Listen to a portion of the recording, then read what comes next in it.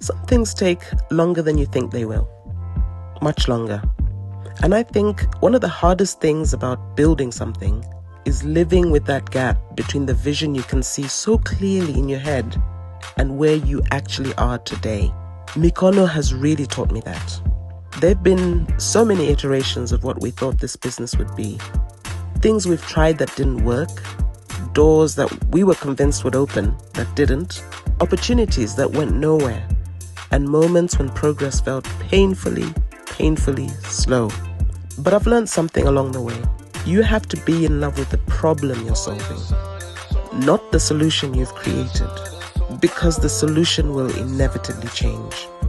Ours certainly has. What hasn't changed is my why. I believe there's extraordinary creative talent across Africa, but too many brilliant makers are still disconnected from the knowledge, the product development support, the networks and markets that could turn their talent into sustainable businesses and livelihoods. That's the problem I care about. And once I became really clear about that, I became much less precious about exactly what Meekono needed to look like. And that mindset has defined our evolution to where we are today. A marketplace? Yes, but market access alone isn't enough. Training? Absolutely. But training without commercial opportunity only gets you so far. Product development? Definitely. Because sometimes the missing piece isn't talent.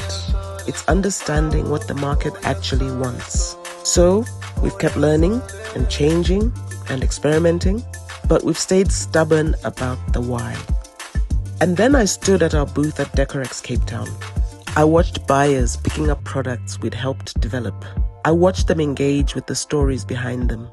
We had conversations with retailers, designers, and hospitality buyers who could immediately see the commercial potential. And something just clicked.